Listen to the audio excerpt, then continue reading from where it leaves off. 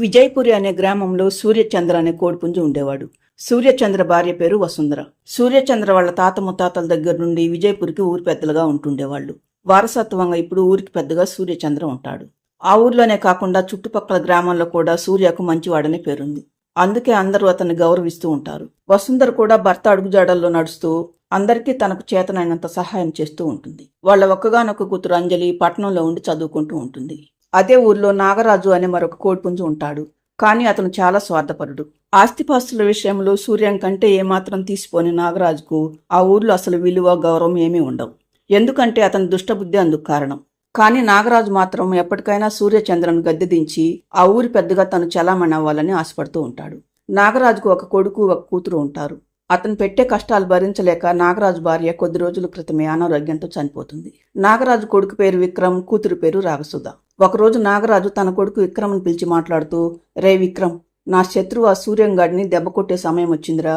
అందుకు నువ్వు కూడా నాకు సహకరించాలి. నేను చెప్పినట్లు చేస్తావా అంటాడు నాగరాజు. నీ మాట నేను ఎప్పుడైనా కాదన్నానా? అదేంటో చెప్పు నాన్నా అంటాడు విక్రమ్. మరేం లేదురా, ఆ సూర్యచంద్ర కూతురు అంజలి మరో 10 రోజుల్లో చదువు ముగించుకుని ఇంటికి రాబోతుంది. ఆ పిల్ల రాగానే సూర్య మా అమ్మాయికి పెళ్లి ఏర్పాటు చేయాలని చూస్తున్నాడు. తన అక్క కొడుకును అల్లుడిగా చేసుకోవాలని ఆ సూర్యం వాడి భార్య వసుంధర ఆలోచన. కానీ వాళ్ళ ఆలోచనను మనం అమలు కాకుండా చేయాలి అంటాడు నాగరాజు. అలా చేస్తే మనకేంటి నాన్న లాభం అంటాడు విక్రమ్. లాభం ఉందిరా, ఎన్నో తరాలుగా ఆ సూర్యమ్మ వాళ్ళ వంశస్థులే ఈ ఊరిని ఏలుతున్నారు. అంతేకాకుండా చుట్టుపక్కల 50 ఊర్లకు సూర్యమ్మ వాళ్ళ కుటుంబం చెప్పిందే వేదవాక్కు. అలాంటి సూర్యానికి తన తరువాత ఊరి బాధ్యతలు చేపట్టే వారసుడు లేడు. వాడికి ఉన్నది ఒక్కతే కూతురు. ఆ కూతుర్ని తన అక్క కొడుకుకిచ్చి పెళ్లి చేసి తన తదనంతరం బాధ్యతలన్నీ అల్లుడికి అప్పగించాలని ఆ సూర్యం ఆలోచన. సూర్యం అక్క కొడుకు రాఘవ్ కూడా చాలా మంచివాడు. అలాంటి వాడు సూర్యానికి అల్లుడైతే తన మేనమామ చెప్పినట్లే వింటాడు. ఇక సూర్యం తదనంతరం వాడే ఈ ఊరికి పెద్ద దిక్కవుతాడు. కాబట్టి ఇప్పుడు మనం చేయవలసింది ఆ రాఘవను సూర్యానికి అల్లుడు కాకుండా చేయటం అంటాడు నాగరాజు. ఆ సూర్యచంద్రకు మనకు అస్సలు పడదు కదా నాన్న, మరి ఆ పెళ్లిని మనమెలా ఆపగలం అంటాడు విక్రమ్. ఆపేది మనం కాదురా, నువ్వే. అందుకు నువ్వేం చేయాలో చెప్తాను విను. రేపు ఆ సూర్యం కూతురు ఊర్లోకి రాగానే ఎలాగైనా నువ్వు అమ్మాయి కంటపడాలి. తన దృష్టిలో నువ్వు ఒక హీరోలాగా కనపడాలి. దాన్ని నీ వెంట తిప్పుకోవాలి. అది నువ్వంటే పడి చచ్చేలాగా చేసుకోవాలి. అది ఎలాగంటే ఆ అమ్మాయి తల్లిదండ్రులను ఎదిరించైనా సరే నీ వెంట వచ్చేలాగా చేసుకోవాలి. అప్పుడు సూర్యం మరో దారి లేక నిన్ను అల్లుడిగా చేసుకుంటాడు. అలా జరిగితే ఆ కుటుంబం మొత్తం మనం చెప్పినట్లు వింటుంది. ఆ సూర్యానికి మగపిల్ల లేరు కాబట్టి ఎప్పటికైనా ఈ ఊరికి మనమే పెద్ద దిక్కు అవుతాం. ఆ సూర్యచంద్ర ఆస్తి మొత్తం మనదవుతుంది. తరువాత తరం నుండి మన వంశమే ఈ ఊరితో పాటు చుట్టుపక్కల ఉన్న 50 ఊర్లను గుప్పిట్లో పెట్టుకోవచ్చు అంటాడు నాగరాజు. దాంతో విక్రమ్ ఆశ్చర్యపోతూ, వామ్మో, నీ తెలివితేటలు మామూలుగా లేవు నాన్నా. నీ బుర్రలో ఎన్ని ఆలోచనలున్నాయి. నువ్వు చెప్పినట్లే చేస్తాను నాన్నా.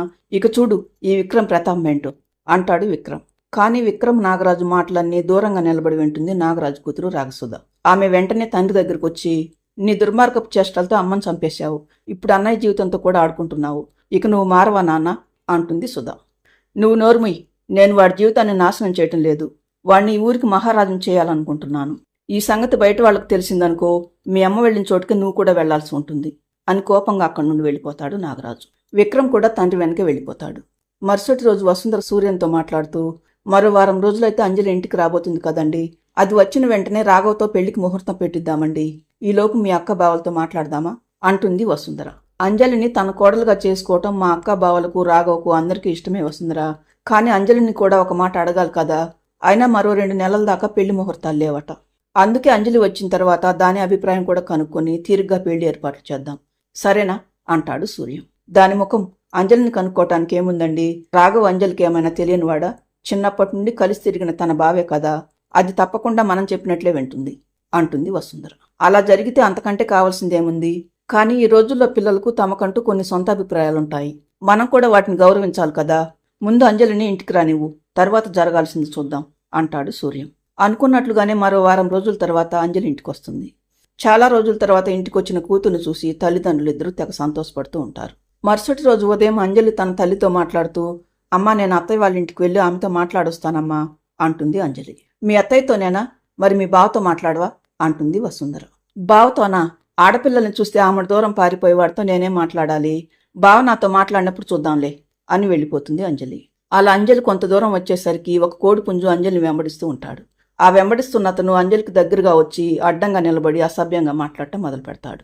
అంజలి భయంతో బెదిరిపోతూ ఉండగా అప్పుడే అక్కడికి విక్రమ్ వచ్చి, ఎవర్రా నువ్వు? ఈ ఊరు వాడు కాదా? లేకపోతే సూర్యచంద్ర వాళ్ళ అమ్మాయితోనే ఇంత నీచంగా మాట్లాడతావా? బ్రతకాలని లేదా అంటాడు విక్రమ్. ఏంటి, ఈవిడ సూర్యం గారి అమ్మాయా? నన్ను క్షమించండి అమ్మా, నేను ఈ ఊరికి కొత్త. మీరెవరో తెలియక నోటుకొచ్చినట్లు వాగాను. ఇంకెప్పుడు ఈ ఊరి ఛాయలకు కూడా రాను అంటూ వెళ్ళిపోతాడు ఆ కోడిపుంజు. తర్వాత అంజలి విక్రమ్తో మాట్లాడుతూ, నేను అతని మాటలకు చాలా భయపడ్డానండి.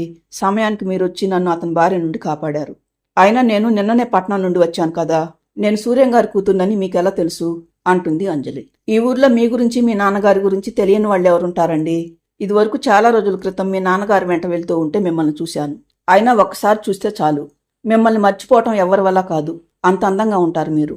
అందుకే మిమ్మల్ని చూసి చాలా రోజులైనా నేను మర్చిపోలేదు అంటాడు విక్రమ్. దాంతో అంజలి సిగ్గుపడుతూ, నేను నిజంగా అంత అందంగా ఉంటానా? మరి మా బావ నాతో ఎప్పుడూ అలా అనలేదే అంటుంది అంజలి. అందాన్ని ఆరాధించాలంటే బావ కథ ఉండాలండి. అయినా చిన్నప్పటి నుండి కలిసిమెలిసి తిరిగినా మీ బావకేం తెలుస్తుంది మీ విలువ? ఒక్కసారి చూస్తే మీ అందం ఎప్పటికీ గుర్తుండిపోతుంది. ఏమైనా తప్పుగా మాట్లాడితే నన్ను క్షమించండి అని వెళ్ళిపోతాడు విక్రమ్. కానీ అంజలి మనసులో విక్రమ్ మాటలు బాగా నాటుకుపోతాయి. అలా అనుకోకుండా 2-3 సార్లు విక్రమ్ అంజలిలు ఎదురుపడతారు. ఎదురుపడ్డ ప్రతిసారి అంజలి అందం గురించి, వాళ్ళ నాన్న మంచితనం గురించి పొగుడుతూ ఉంటాడు విక్రమ్. మరి కొద్ది రోజులు అయ్యేసరికి ఇంట్లో వాళ్ళకి ఏదో ఒక సాకు చెప్పి విక్రమ్ దగ్గరికి వస్తూ ఉంటుంది అంజలి. ఇలా ఉండగా ఒకరోజు సూర్యమ్మ వాళ్ళ అక్క తన తమ్ముడు మరదలతో మాట్లాడాలని వస్తుంది. దాంతో వసుంధర తన ఆడపడుచుతో మాట్లాడుతూ, మేమే మీ ఇంటికి వద్దామని అనుకుంటున్నాం వదినా. నీతో అన్నయ్యతో మాట్లాడి అంజలి రాఘవల పెళ్లికి ముహూర్తం పెట్టించాలని అనుకుంటున్నాము అంటుంది వసుంధర. ఇంతలో అంజలి అక్కడికి వస్తుంది. ఇంతకు నా మేనకోడలికి నా కొడుకుని చేసుకోవటం ఇష్టమేనా అంటుంది సూర్యమ్మ వాళ్ళ అక్క గౌరీ. దాని అభిప్రాయం కనుక్కోకుండా ఎలా ఉంటాం వదినా? అది ఇంటికొచ్చిన 2-3 రోజులకే రాఘవన్ పెళ్లి చేసుకోవడం నీకు ఇష్టమేనా అని అడిగారు. మీ ఇష్టం నాన్న అని అంజలి చెప్పింది అంటుంది వసుంధర. కాసేపు అయిన తర్వాత గౌరీ వెళ్ళిపోతుంది. కానీ అంజలి మాత్రం మనసులో మదన పడుతూ ఉంటుంది. నేను ఇంటికి వచ్చినప్పుడు నా మనసులో విక్రమ్ లేడు.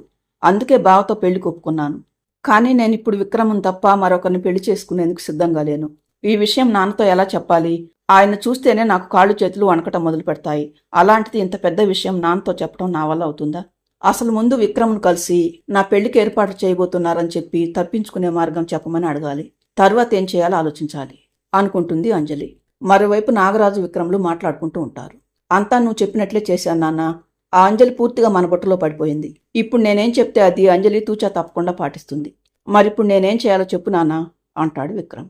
దాంతో నాగరాజు సంతోషంగా, శబాస్రా విక్రమ్, నువ్వు తర్వాత ఏం చేయాలో చెప్తాను విను అంటూ విక్రమ్ ఏం చేయాలో చెప్తాడు నాగరాజు. దూరం నుండి వాళ్ల మాటలు విన్న రాగసుధ నిర్ఘాంతపోతుంది. మరుసటి రోజు అంజలి విక్రమ్తో మాట్లాడాలని ఊరు బయటకు వస్తుంది. కానీ ఆ ఊరి పక్కనే ఉన్న అడవిలో నుండి ఒక నక్క తప్పించుకొని ఊరు బయటకు వస్తుంది. దానికి అంజలి ఒంటరిగా కనిపించటంతో నక్క అంజలి దగ్గరకు వస్తూ ఉంటుంది. అది చూసిన అంజలి భయంతో ఎటు వెళ్లాలో తెలియక అడవి వైపుగా పరిగెత్తడం మొదలు పెడుతుంది. నక్క కూడా అంజలిని వెంబడిస్తూ అడవిలోకి వస్తుంది. అలా చాలాసేపు పరిగెత్తిన తర్వాత అంజలి అలసిపోయి ఆయాసపడుతూ ఒకచోట నిలబడుతుంది. అప్పుడే అక్కడికి అచ్చం సూర్యంలాగే ఉన్న ఒక కోడిపుంజు వస్తాడు. అతన్ని చూసిన అంజలి అదిరిపడుతుంది. ఇంతలో నక్క వచ్చి వాళ్ళిద్దరి ముందు నిలబడుతుంది. అసలు సూర్యంలాగే ఉన్న కోడిపుంజు ఎవరు? వాళ్ళిద్దరి ముందు నిలబడ్డ నక్క వాళ్ళనేం చేస్తుంది? ఒకవేళ నక్క బారి నుండి తప్పించుకుని ఊర్లోకి వచ్చినా గానీ అంజలి నాగరాజు విక్రములు పన్నిన వలలో నుండి ఎలా బయటపడుతుంది? ఈ స్టోరీ అంతా తెలియాలంటే పార్ట్ 2 చూడండి. ఫ్రెండ్స్, ఈ స్టోరీ ఎలా ఉందో కామెంట్ చేయండి. స్టోరీ నచ్చితే లైక్ చేసి హైప్ ఇవ్వండి.